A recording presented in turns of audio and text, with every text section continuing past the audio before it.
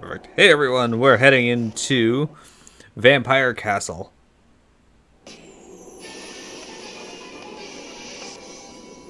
It's freezing in here. Even colder than it is outside. Look at all those paintings. Did we just stumble into an art gallery? They all have a sort of forlorn look to them. So I remember the monsters here being a pain in the ass, so I'm just not going to turn on encounters. I'll show them to you later in the game.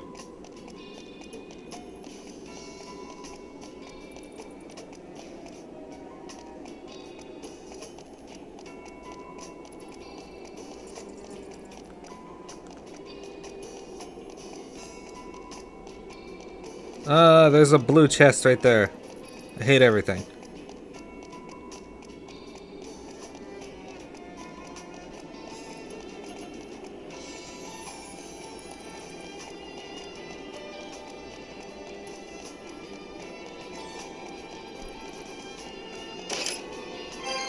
Dragon Fang? Who keeps a Dragon Fang in a treasure chest?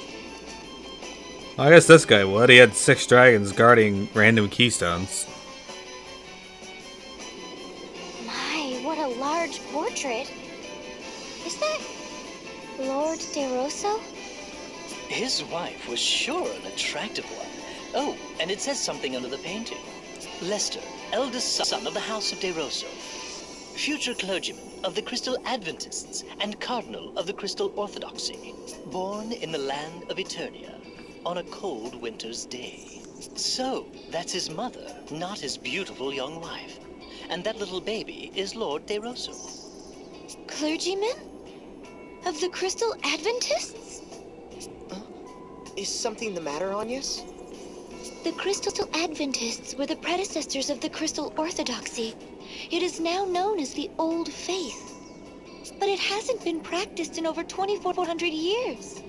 How could he have been a member of the Adventist clergy?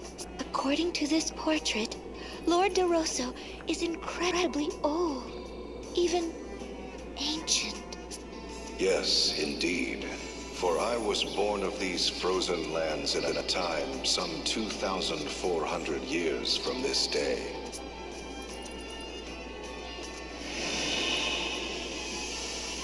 And this portrait?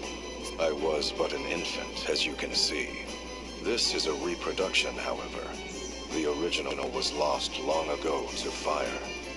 And what of the part that reads, clergyman of the Crystal Adventists and cardinal of the Crystal Orthodoxy? Yes. As Windvestal, you would be expected to take interest in such matters. But ere I delve into the matter of the Old Faith and the Orthodoxy, allow me to tell of the founding of this land. As you may well know, this land had long been ruled by the Crystal Orthodoxy. However, 15 years passed, the Templar rose up and occupied their lands. Thus was the Duchy of Eternia born, or so I expect you have been taught. However, the Templar did not found a new state. In truth, he restored an ancient dynasty. He did? Long before the Crystal Orthodoxy ruled this land, it was known as the Kingdom of Eternia. In a time 2,400 years past, Eternia was a bountiful land blessed with 4 distinct seasons. The highlands were not as lofty as they are today. People and ideas flowed freely from other lands. The kings of Eternia were protectors of the Earth Crystal and the Crystal Adventists, ruling in peace for generations. To the west lay the castle of the House of De Rosso, hereditary dukes of Eternia with royal blood in their veins. Relations with the royal family were good, and ever did the kings of Eternia treat the dukes of our house with kindness. In return, the House of De Rosso did faithfully serve generations of Eternian kings.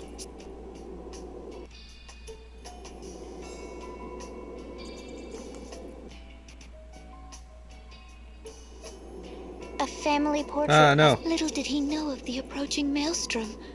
Such tragedy that we could not possibly fathom. Okay, they're saying something different.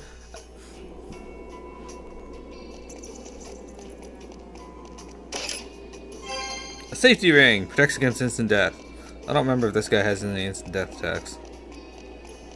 If he does, I'm fucked. No, I'm kidding. I could just equip that.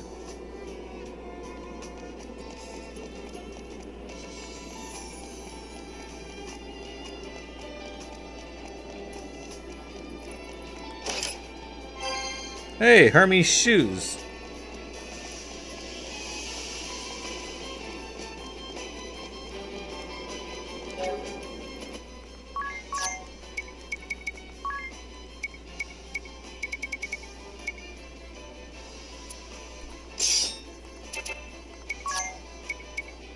Oh, you'll be fine.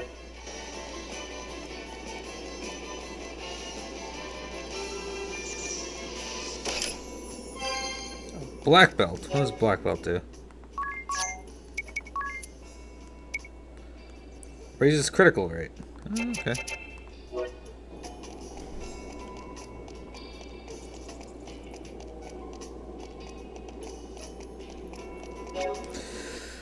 I don't need you to have the Kempo gi on anymore, so let's give you your electrical memory back.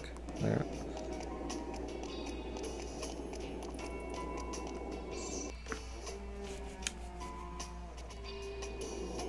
What magnificent vestments. This must be none other than Lord De Rosso. 'Tis a portrait of my ordainment as Cardinal of the Orthodoxy. I was as yet... No, let us move on to other matters. I was born of the House of De Rosso, hereditary Dukes of Eternia. Blessed was my youth. My parents showered of affection upon me, and I was beloved by the people. And the king bestowed favor upon me as well. Upon royal recommendation, I was made a cleric of the Crystal Adventists, the Old Faith, in my 19th year. I devoted my body and soul to my clerical duties, for king, for kingdom, for faith.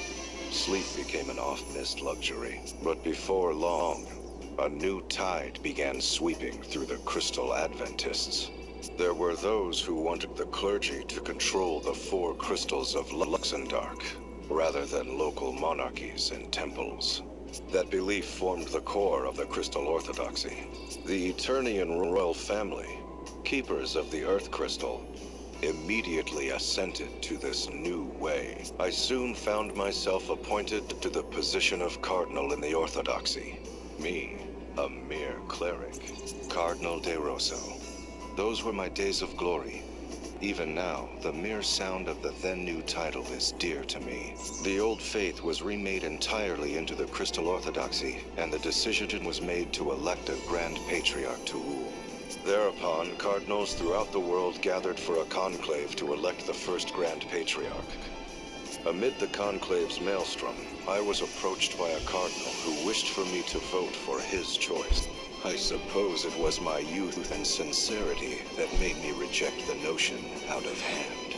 But that was my downfall, for I was forced from the position of cardinal by the fraudulently elected Grand Patriarch. I had been but fervent in my beliefs and ideals. What I did only for the Orthodoxy and for the people of this world. The old faith and the Orthodoxy. The Kingdom of Eternia and the Duchy. That was all a bit hard to follow. I agree. There are no major differences in teachings between the Old Faith and Orthodoxy.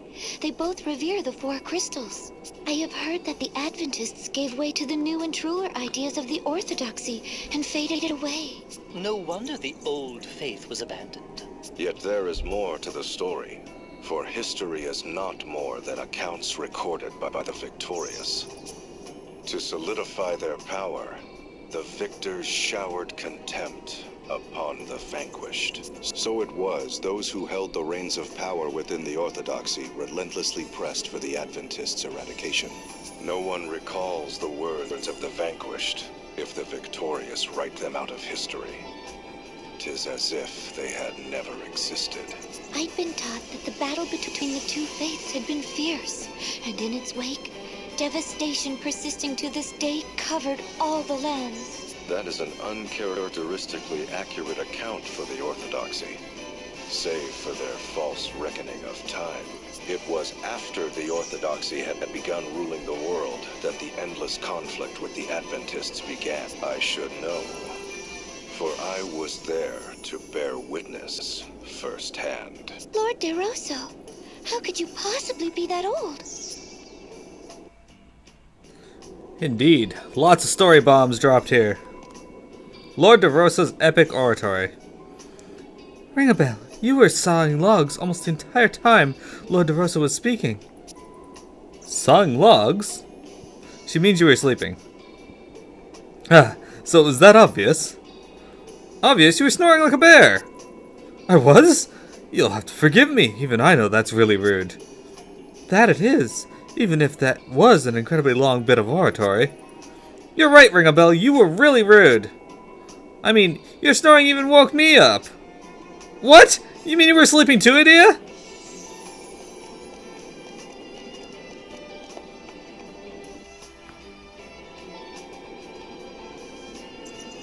It's a good question, Parisia. We should look to the real world and find out.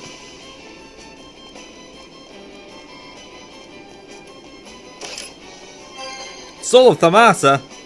It's jumped Final Fantasy. Alright, well, it's just this one. Greatly raises intelligence. That's good for a black mage.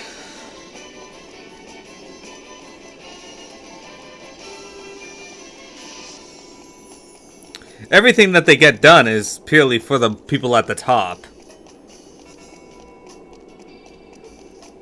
They spin a good tale for the people at the bottom.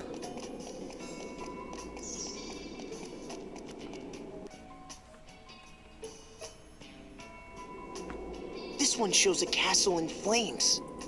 A large army surrounds it. It looks as if it could fall at any moment. Is this not this very castle? See, this is the western corridor right here. There's another castle burning in the distance.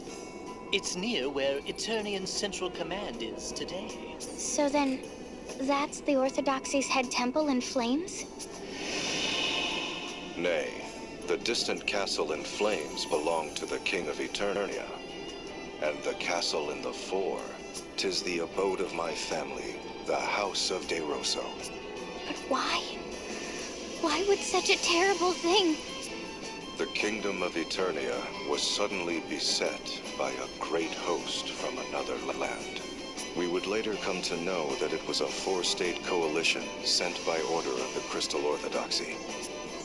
They had been told that the King of Eternia sought a return to Adventism and was arming for war against the Orthodoxy. The Grand Patriarchy used this fiction to order a great muster of forces from across the lands. Alas, I failed to heed the many warning signs. I rejected the scheming Cardinal's choice for Grand Patriarch. But he succeeded in luring votes from other factions, and his became the ruling faction of the Grand Patriarchy. It was they who wished to establish Crystal Orthodoxy as the uncontested world religion. Under their orders, the castle of the Eternian King was besieged. It fell in mere weeks. Before long, the great host was at the gates of our castle, and my father lay brutally murdered. The water supply was poisoned, and the Orthodoxy's forces drew an ironclad ring around the castle. By then, the castle sheltered naught but the elderly, the young, the wounded. There was no hope of resistance. I was forced to sue for peace, even offering my own mother as hostage per their demands. Yet that failed to break the siege. The commoners who had placed their faith in my family and me slowly starved to death. It was then that a letter arrived from a man. That man was the Cardinal, who had sought to influence my vote. The Fiend was now the officer in charge of the attack. He wrote that he would not accept my surrender. Such was the hatred he bore for me. Such hatred that he was willing to let countless innocents die. My mother had been murdered. Our castle was consumed in flames. That is the painting you see here. How could the Orthodoxy do such a thing? Wow, you know you're petty when somebody doesn't vote for you, so you murder their entire family. You're not gonna support my person? Alright. Everyone dies.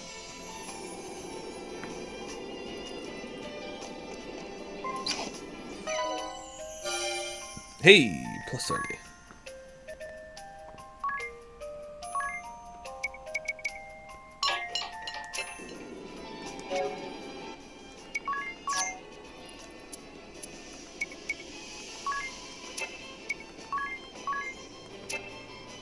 I'll just take the element off it. Be slaying, that's fine.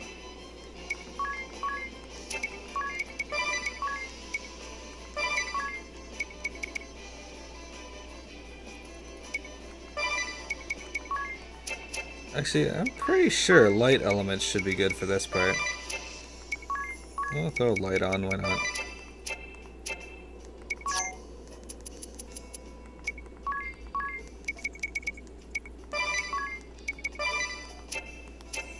Ooh, rapid fire.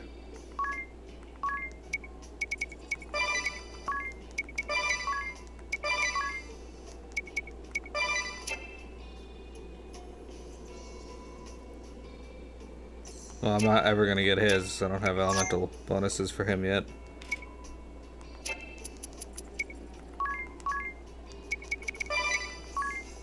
Cure poison, cure blind. Huh, alright. I don't have the BP one yet, though.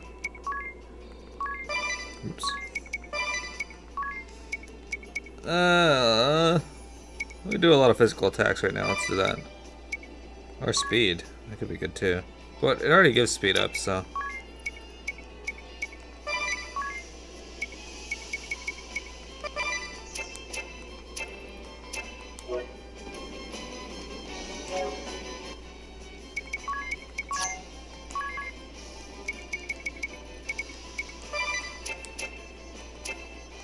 I had to make sure I put that back on. So we're finding out a lot about the history of the Crystal Orthodoxy in this world. Dwarven gloves.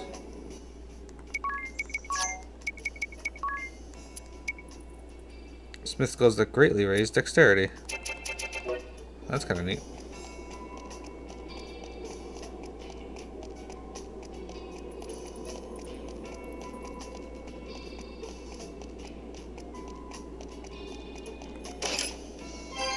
Hyper bracers! Man, they're giving me lots of accessories here.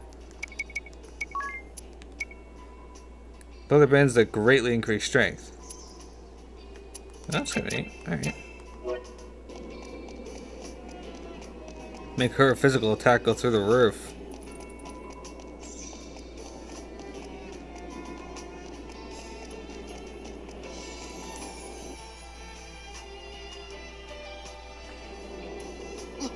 Look!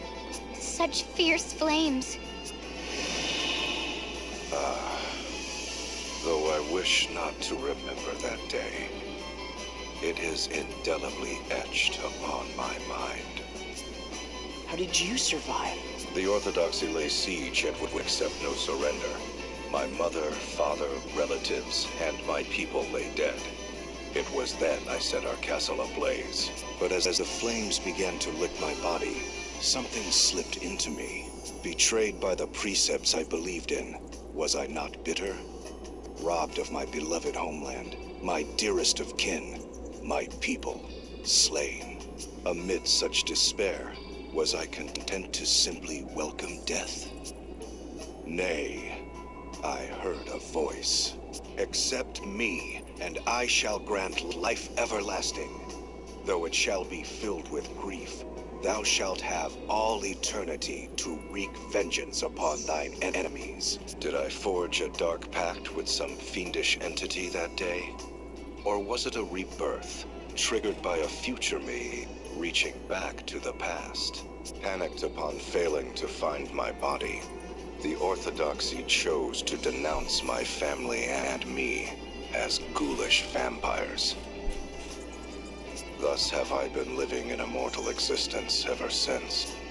Then the name Vampire Castle is... A lie that has been perpetrated by the Orthodoxy for some 2,400 years. Though it is true I am immortal, I am no vampire. I find the smell of blood too revolting to ever drink it. Having said that, I have done naught to quell the rumors. In truth, I endeavored to embellish them. My ability to transform myself into a bat and grow these fangs are the fruits of many years. Long, long years of effort. Tell me, O Vestal of the Wind, what does the Crystal Orthodoxy have to say about the passing of the first Grand Patriarch? He chose the second Grand Patriarch and prayed for peace and the well-being of the faithful as he passed peacefully from this world. Passed peacefully from this world, you say? I know the truth to be far different. What do you mean? The first Grand Patriarch was assassinated, along with his Archbishop. The man who had been my bane. The assassin himself tells you this. There is no other truth. That was when I forsook this land. Soon after, sightings of the vampire Lester de Rosso began to crop up throughout the world. I became a veritable Duke of Darkness, forging ties with those bearing hatred toward the Orthodoxy, and those it had oppressed. I was the enemy of man, the hated and feared vampire. But more than that, I was known as the arch-enemy of the Orthodoxy. And after some 500 years, a fateful encounter with one whom you all know well. No, let us leave the matter for another time. Indeed, let us leave that matter for another time.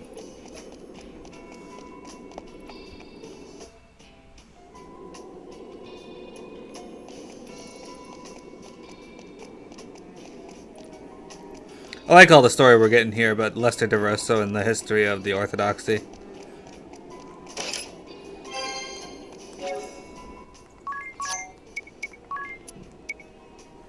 This guy loves to collect fucking amulets.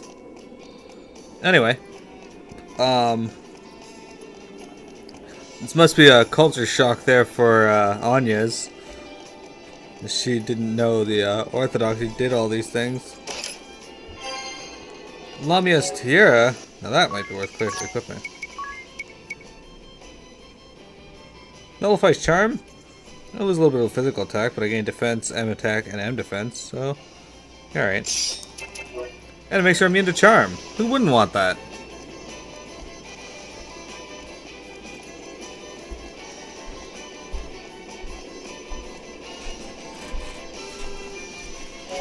Actually...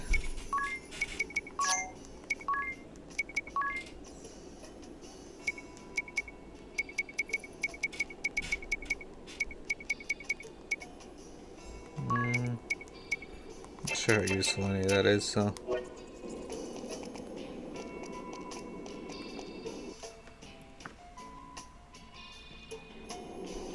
A battlefield landscape? It represents the long and hard-fought war between the Orthodoxy and we denizens of darkness. For 500 years, my thirst for vengeance remained unsated. It had also been 500 years since the Orthodoxy had been founded.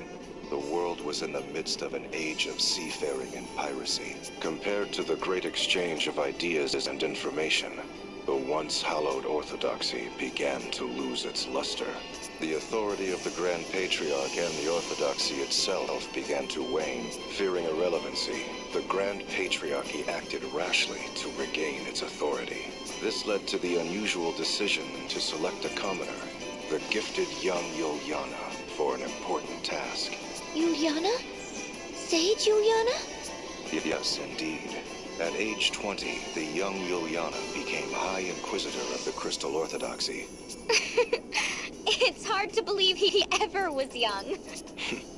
It was no laughing matter, for there was no one more skilled at rooting out enemies of the faith than he, the Shadowy Ones. Those who had been working against the Orthodoxy were crushed by the host he led.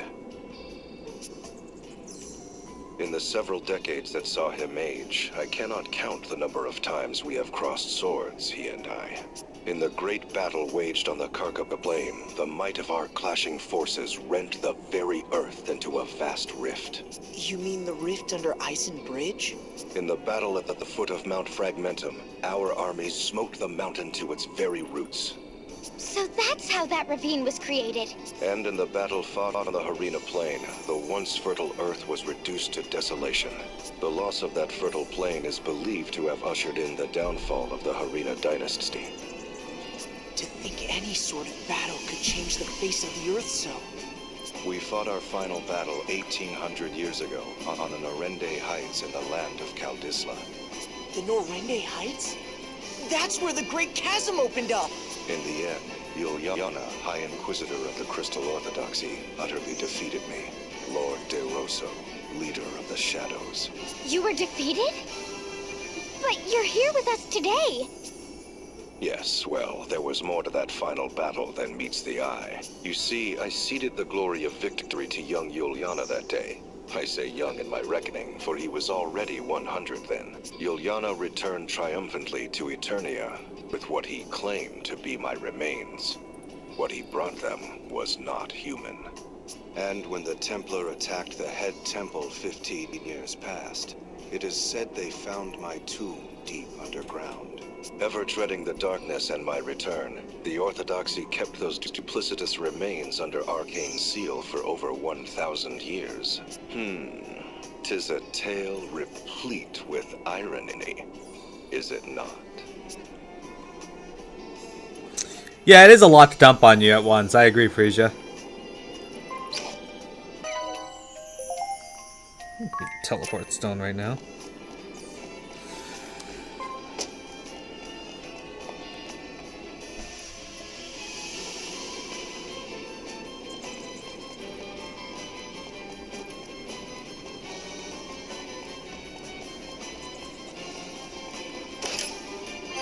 A mega elixir.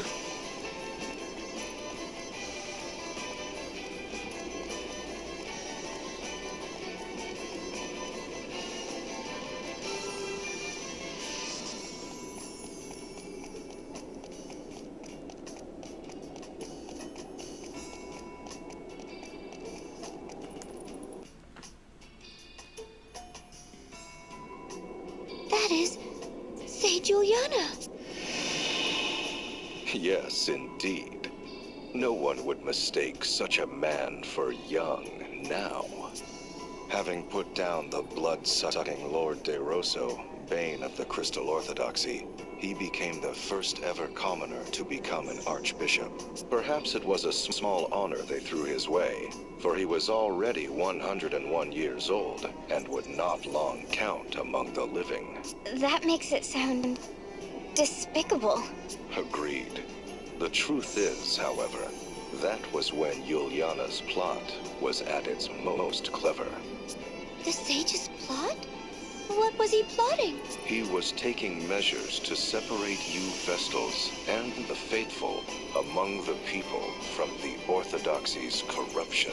After serving some 80 years, he had witnessed firsthand how corrupt the institution had become. Should nothing be done, it would not be long before the putrid poison would do harm to the most innocent of the faith. So it was he vowed to rid the Orthodoxy of the source of this poison, the concentration of power. But how? For the great feat of defeating me, Yuliana had been made Archbishop, but in name only. But such was not key to his plot. Timing was the key. The proper time to separate the Vestals and the faithful from the Orthodoxy. And just what timing would that be? The great upthrust of the Eternian Highlands. At the time, the Highlands were not so formidable as they are today, but a colossal movement of earth and rock thrust the Highlands to lofty heights, thereby isolating Eternia from the world. Hold on a moment. He was waiting for the Earth to move? How could he have known when such an event would take place? I shall tell you in time. For now, I will say this. Yuliana bided his time till the Orthodoxy was cut off from the world. And at last, it happened. The Highlands ringing Eternia did thrust up to about half its height today. The Orthodoxy-ruled Eternia now found itself completely isolated, for this was an age preceding the airship. And while the Earth Crystal remained in their keep, control of the crystals of fire, water, and wind was returned to their respective temples. This, what you believe to be the true form of crystalism, is the fruit of Yuliana's efforts. That was the sage's doing? I won't ever call him a miserable old lech again. Sage.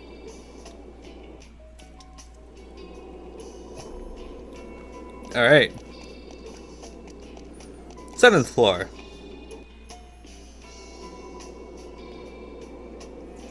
Aha, I think we're on the last floor now.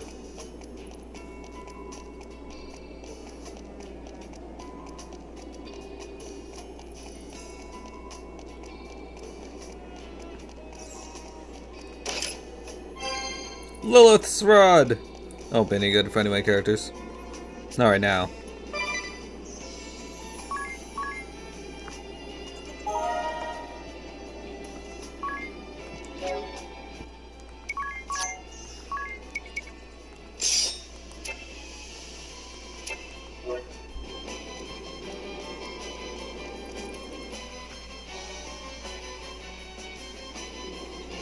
I commend you for making it this far.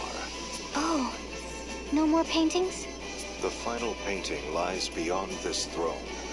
I shall reveal it to you if you defeat me in battle. What? The last test is a test of strength. I shall only reveal the painting to those whom I deem worthy. One might also say that there is no need for those who are unworthy to lay their eyes upon it. But be forewarned, I am a formidable foe. I trust you are well prepared. Alright, I don't know if I can beat him like this. We're gonna do our best.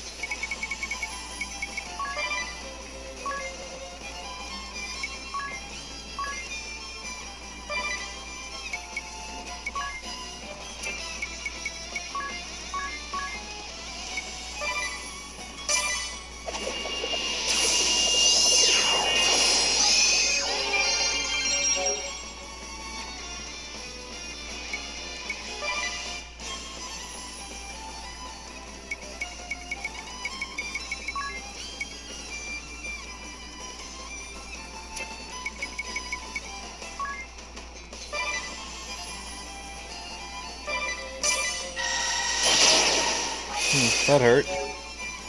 Alright.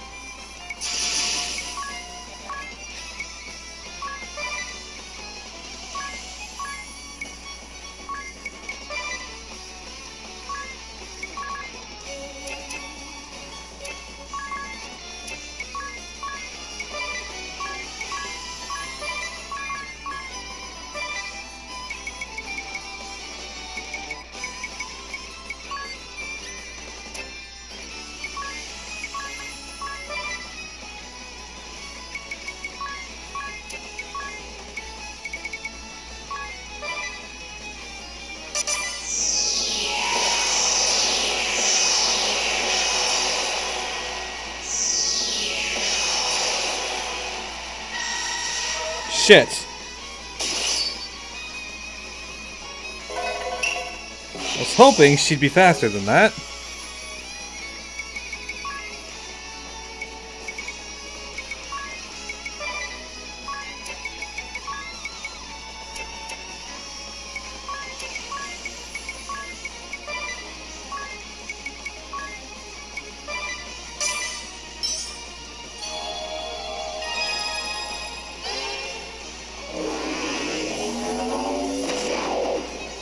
What?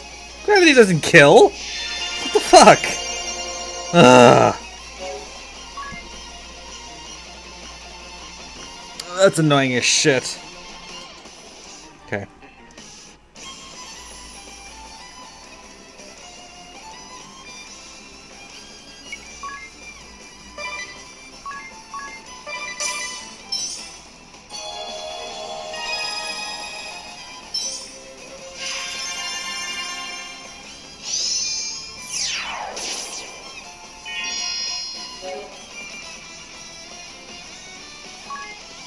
Why do I use a high potion on her?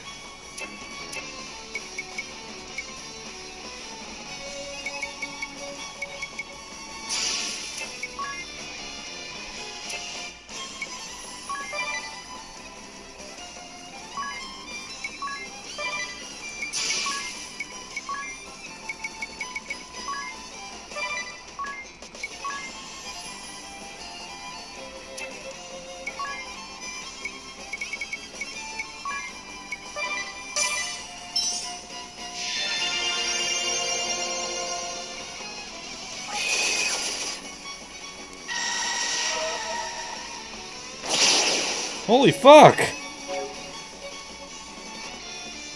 What the? Okay.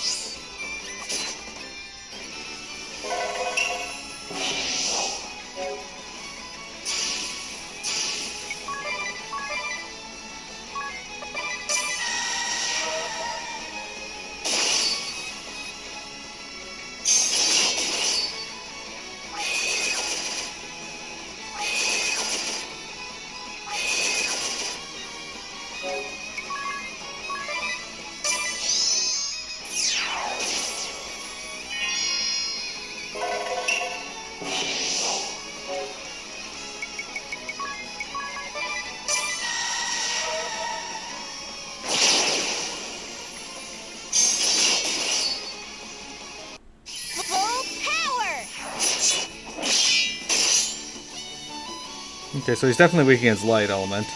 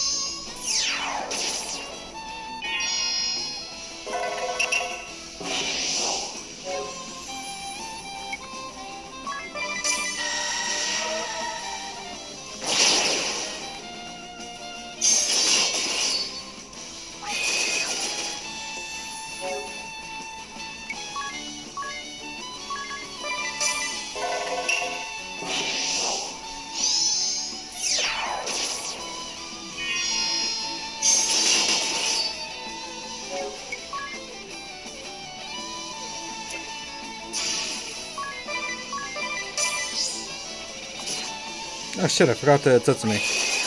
Oh well, this will heal me up.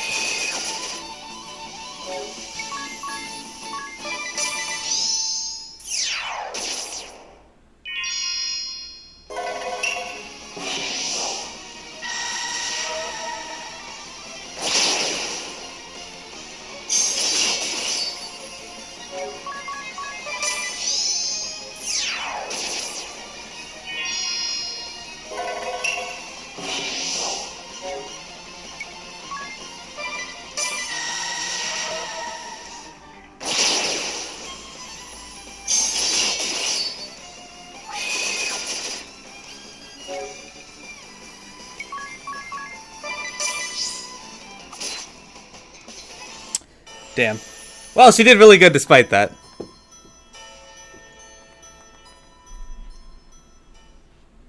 Okay, well, fine. Fuck you too, game.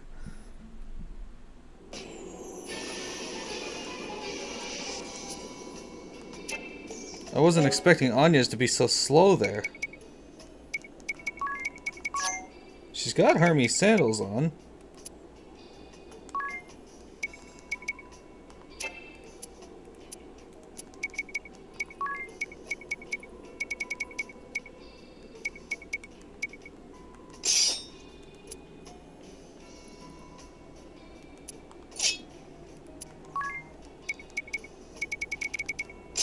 What? No, I don't want that on.